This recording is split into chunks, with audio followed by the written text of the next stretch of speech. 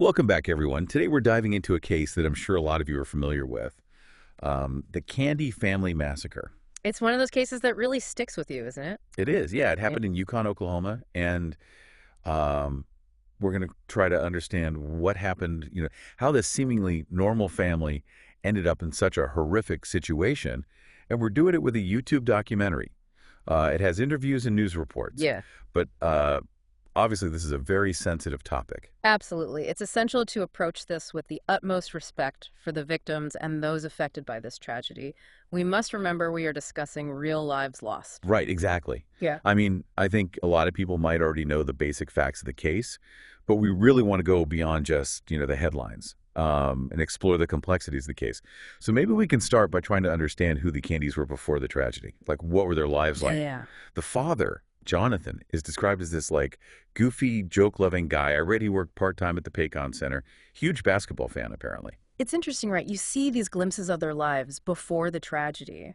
It makes it all the harder to comprehend how something like this could happen. There's actually an interview out there, Discovering Oklahoma, I think it's called, where he and his wife, Lindsay, seem, totally normal, happy, just like any other couple. That contrast, I think, that's what makes these cases so compelling, but also so disturbing. You have this picture of a regular family, and then this darkness emerges. That just doesn't make sense. Right. And speaking of Lindsay, she's described as like this former choir girl, always full of laughter. One of her friends, Kami Cruz, shared a story on Facebook about them hiding in a treehouse as kids, falling asleep, and their parents having to call the police. It's the little details like that that make these victims more than just names. They had lives, personalities. It really paints a picture of her personality. Right. And then you have the boys. Yeah. Dylan, the oldest, he played drums in the Oklahoma Baptist University marching band.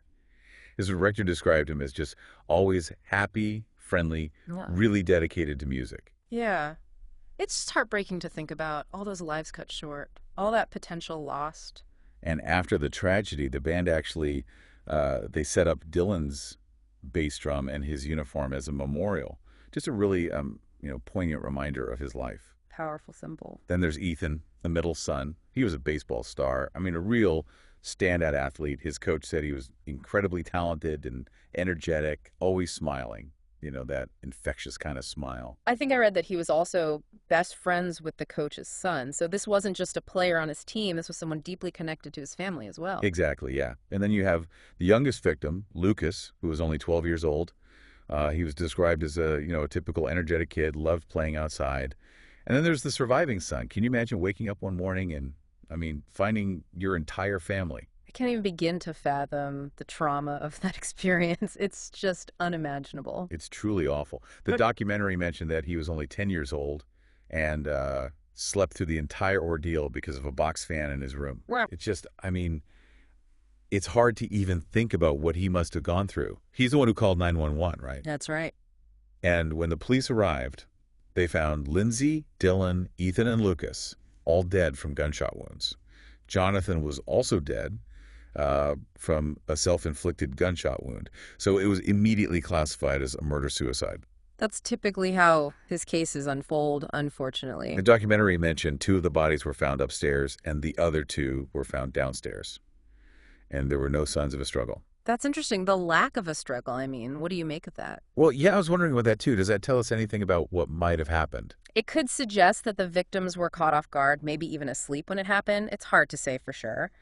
But it does raise some questions, doesn't it? Like, why spare the youngest son? Is that typical? Yeah, that's a really good question. It seems unusual to leave one child behind in a situation like this. It is. Typically in these cases, there's a desire for finality, for lack of a better word, a kind of warped sense of taking everyone with you. So leaving one child alive, that's certainly not the norm. There are some theories, though. Some experts think that in cases of partial filicide, where only some of the children are killed, the perpetrator might see the spared child as somehow different. Different how? More resilient, perhaps, maybe more capable of coping with the loss. It's a chilling thought, really, but it's one possible explanation. So are you saying that Jonathan might have seen something in his youngest son that made him believe that he could somehow handle this? It's a possibility, but we need to be careful about speculating too much. We simply don't know what was going on in Jonathan's mind. And that brings us to the biggest question of all. Why? What could drive a father to do something like this? Right. The documentary mentions that investigators were looking into financial stress as a possible motive. Makes sense. Financial pressure can definitely contribute to these kinds of tragedies. But is financial pressure alone enough to explain something like this? I mean, it just seems so extreme. Yeah, you're right. It's rarely ever just one thing. It's usually a combination of factors. Research shows that stress, relationship issues, access to lethal means, and of course, mental health all play a role. We have to look at the whole picture. Okay, so let's talk about mental health then. Was there any indication that Jonathan was struggling with something? Did anyone know? Well, there's no mention of a diagnosed mental illness, but we have to remember the stigma around mental health, particularly for men. You're right. They often struggle in silence, internalize their problems. They may even mask depression with anger or irritability. And everyone described Jonathan as this happy-go-lucky guy. Right. Could that have been a facade? Was he hiding something? It's certainly possible. Remember, we often don't truly know what's going on behind closed doors. The documentary also mentioned that there was an argument between Jonathan and Lindsay the night of the murders. Could this have been a sudden act? Something that just like spiraled out of control in the heat of the moment? It's possible. Domestic violence is, sadly, often a precursor to these types of tragedies. We can't rule that out. So we're looking at potential financial pressure, the possibility of hidden mental health struggles, and a reported argument. Is there any way to know for sure which of these factors, if any, was the main cause? Unfortunately, there are rarely any easy answers in cases like this. It's likely a combination of factors that led to this horrific outcome, and that's what makes this case so difficult, so tragic, and so important to discuss. Yeah, it just makes you, I don't know, it just makes you realize how fragile life is. Yeah. You know, like 1 minute everything's fine, and then And it's not just about the immediate family, right? It's the ripple effects. This kind of tragedy, it impacts the whole community. Friends, neighbors, classmates, everyone who knew them. the documentary really captures that. Oh, Like, there's this interview with one of their neighbors, Michael Burham, and you can just hear the disbelief in his voice. He keeps saying, I just missed them. And Brian Graham, another neighbor, talks about how helpful Jonathan was, always willing to lend a hand. It's those everyday interactions, you know, the small acts of kindness that suddenly become so much more poignant in the wake of something like this. It's like everyone's trying to hold on to these memories of the Jonathan they thought they knew. The friendly neighbor, the devoted father. But how do you reconcile that image with what he did? It's a question that comes up a lot in these kinds of cases, isn't it? How can someone we perceive as good be capable of such horrific acts? It really forces us to confront the complexities of human nature. Ethan's baseball coach, TJ Armstrong, he seemed to be really struggling with this. He said he chooses to remember Jonathan as a great guy, you know, the one who was always thankful, always giving hugs. I guess it's a way of coping, right? Holding on to those positive memories while still acknowledging the darkness. But it also highlights the danger of assumptions. We tend to see what we want to see. And in this case, what we thought we saw was shattered. So where do we go from here? What happens now? Not just for the surviving son, but for the whole community. Well, the documentary ends on a pretty powerful note. The authorities, they're really using this case as a platform to talk about mental health, to try and break down the stigma. They're emphasizing that seeking help isn't a sign of weakness, right? It's a sign of strength. Exactly.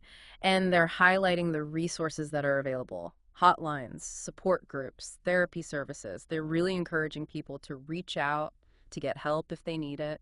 And to check in on their loved ones, right? Right. To have those tough conversations because you never know what someone might be going through. That's so important. Creating a culture where people feel comfortable talking about their mental health, where they don't feel ashamed or judged. Yeah, it's a powerful message, especially in the wake of this tragedy. But I can't stop thinking about that surviving son. What happens to him now? How does he even begin to process this? I know. It's just heartbreaking. He's lost his entire family. His whole world has been turned upside down. It's hard to find any glimmer of hope in a situation like this. It is, but there is hope.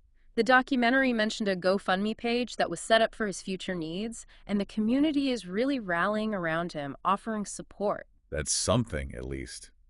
To know he's not completely alone. Yeah. And it's not just about the financial assistance, right? It's the emotional support. He's going to need a lot of that. Long-term therapy, trauma care, a strong network of caring individuals. It's a long road ahead, but at least he has people who want to help him navigate it. Yeah. But what about the community as a whole? How do they move forward? There's no easy answer. This kind of collective trauma, it takes time to heal. And it's different for everyone. You can see it in the interviews. People are still trying to make sense of what happened. They're trying to reconcile the happy memories with the horrific reality. That's a natural response to trauma. It disrupts our sense of order, our understanding of the world. It forces us to confront difficult questions. And maybe there are no answers. Maybe we're just left with the question. Perhaps. But sometimes the questions in themselves are valuable. By asking why, by grappling with the unknown, we open ourselves up to new perspectives, new understandings. It makes you realize, doesn't it? Like that even in the most, seemingly normal families, there can be these hidden struggles, these secrets. Absolutely. It's a reminder that we never really know what's going on behind closed doors and that any one of us, could be struggling in silence.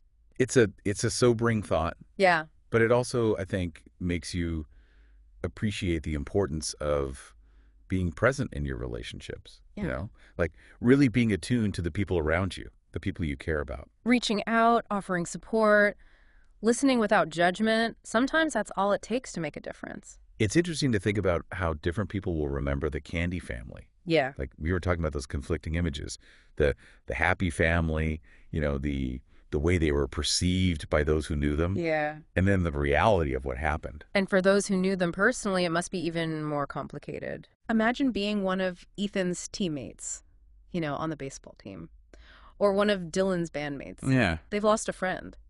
But those memories are now forever linked to this tragedy. And Lindsay's friend from childhood, Connie Cruz, she shared those lovely stories, right? Mm-hmm. But now those memories must be so painful. It's like this event has cast a shadow over everything that came before it. Yeah. It makes you question everything. Trauma does that. It distorts our perception, our memories. It changes how we see the world.